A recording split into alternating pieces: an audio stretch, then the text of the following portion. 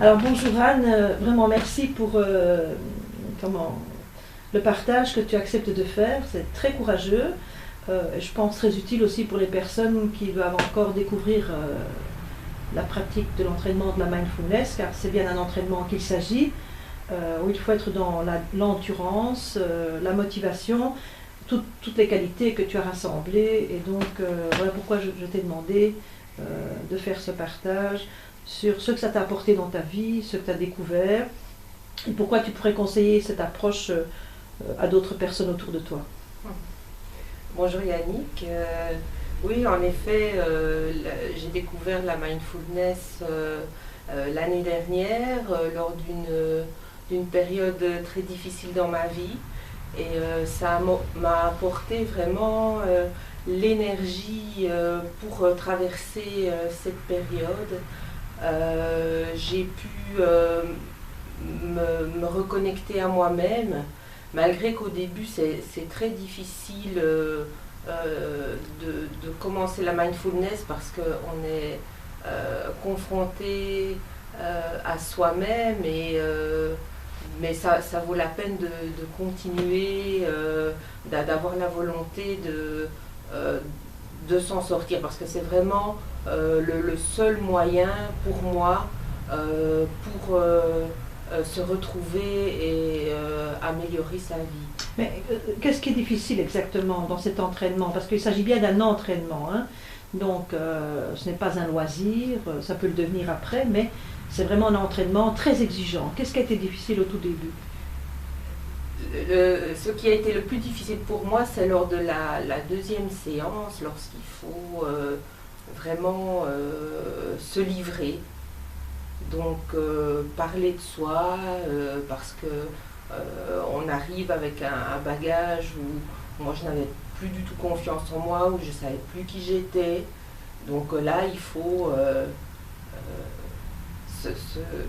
vraiment on est face à soi-même, et là c'était déjà très difficile, et je me dis je vais m'en aller, c'est trop difficile.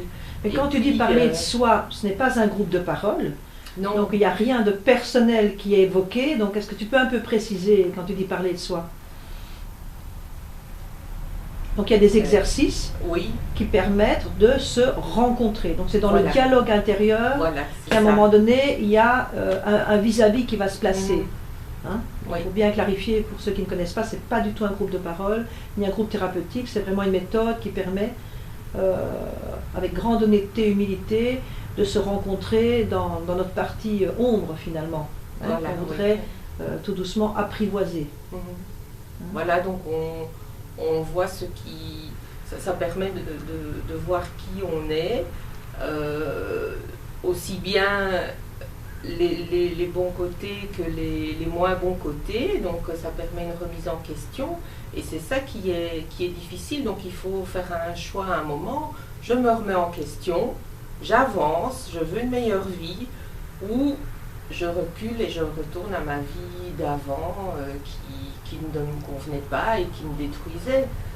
Donc là c'est la première étape qu'il faut franchir, et qu'il ne faut vraiment pas hésiter à franchir, parce qu'après c'est vraiment un beau parcours d'amélioration au quotidien. On voit au fil des semaines sa vie changer, et on se sent mieux dans son corps, mieux dans sa tête, mieux avec les autres.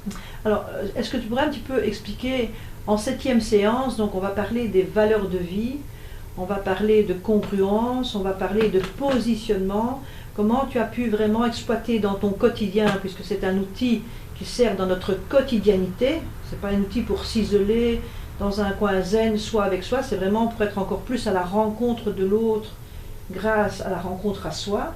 Et pourquoi cette séance-là en particulier, c'est un levier dans le cursus des Huisman? Ah oui, ça c'est vraiment la séance qui libère de la culpabilité, je vais dire. En apprenant les valeurs de vie, on apprend à faire des choix entre des situations des choix qu'on a à faire au quotidien. Ça apprend à se positionner par rapport à soi-même, donc à se respecter dans les choix qu'on fait, donc dans les priorités, et ça permet de déculpabiliser et d'être certain qu'on a fait le bon choix. Est-ce que tu peux dire que avant tu ne te respectais pas? Oui, oui, clairement. Et est-ce que tu peux faire le lien avec si je ne me respecte pas, il est facile que je tombe dans la culpabilité? Oui. Et que c'est en ça peut-être, en quoi la mindfulness est intéressante, c'est que l'ensemble des exercices amènent à sortir de ce canevas voilà, mais il faut naturellement. Pratiquer. Il faut pratiquer, et parfois on a peut-être tendance à retomber dans ce travers, mais la pratique de la mindfulness fait qu'à un moment on se dit il y a quelque chose qui se met en place qui dit voilà, là réfléchis, donc on commence à ne pas se sentir bien, et on se dit là il y a quelque chose, je n'ai pas été vigilante, il faut voilà. que j'ai pas fait un bon choix à un moment, donc on se repose la question et on identifie ce qu'on n'a pas fait de bien, en quoi on ne s'est pas respecté, et on corrige le tir. Mais ça c'est avec la mindfulness que ça a été possible, et ça devient automatique. On peut retomber dans des paramètres qu'on avait avant, mais seulement la mindfulness permet de les corriger très vite. Donc est-ce qu'on peut dire qu'avant cet entraînement, tu étais quelqu'un qui n'avait peut-être plus cette ressource de te projeter sur demain, d'imaginer un autre futur, que tu étais dans ce qu'on appelle la fusion cognitive, c'est-à-dire scotché à une idée de laquelle tu ne savais pas sortir, ni de ses ornières, etc. Est-ce qu'on peut dire que tu étais là-dedans et que ça t'a permis de faire éclater cet emprisonnement psychique finalement, cette croyance? Oui, je me sentais vraiment comme emprisonnée. Et ça permet de retrouver confiance en l'avenir, même si on se retrouve sans repère, sans rien, à tous les niveaux. Donc on peut se retrouver sans rien et se dire mais j'y vais, voilà, j'y vais, j'avance, et on s'aperçoit en lâchant prise, c'est vraiment du lâcher prise, on ne se tracasse plus du futur, on vit au jour le jour, on fait ses choix et on avance, et on remarque que des belles choses nous arrivent. Donc aussi bien en amitié que sur le plan travail. Okay. Donc, merci. Une dernière question, peut-être pour les gens qui font un amalgame avec tellement de choses. En quoi est-ce que la mindfulness est différente juste de la méditation, de ton point de vue à toi? Pourquoi c'est un outil différent, articulé autrement, avec des richesses différentes, de ton point de vue à toi? Je ne sais pas, parce que je ne connais pas bien la différence. Donc la méditation, c'est un des exercices dans le protocole. Hein? Ah oui, d'accord. Voilà, c'est un des exercices.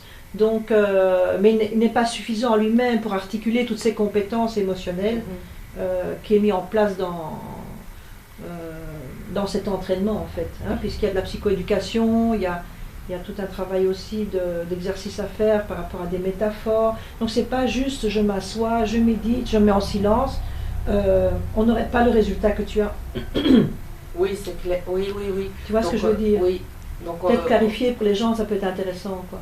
Voilà, donc en dehors, donc il y a des périodes de méditation, mais des périodes aussi où on se reconnecte avec son corps, où on apprend à vivre le moment présent dans sa vie au quotidien, donc, et on apprend les valeurs de vie, à être une meilleure personne, et à être bien pour soi, et être une meilleure personne aussi avec les autres. Voilà. Donc il y a les pratiques formelles qui sont les exercices de méditation, de scan, de respiration, de yoga, etc. Oui. Et puis il y a les pratiques informelles qui est un apprendre à vivre autrement son expérience dans notre quotidianité. Et donc c'est cet ensemble-là qui va nous donner ces compétences émotionnelles et améliorer notre intelligence émotionnelle. Est-ce qu'on pourrait dire ça comme ça? Tu es d'accord? Oui, tout à fait. Ouais. Oui, oui, c'est vraiment l'intelligence émotionnelle qu'il faut travailler, mais je tiens aussi à préciser qu'il faut pratiquer, qu'il faut pas abandonner, parce que parfois il y a des périodes qui sont plus compliquées, mais c'est à force, c'est justement dans ces périodes-là qu'il faut travailler la mindfulness et par étapes, mais on avance et c'est jamais fini et on continue d'avancer. Un pas après l'autre. Un pas après l'autre. Très très bien, je te remercie vraiment beaucoup.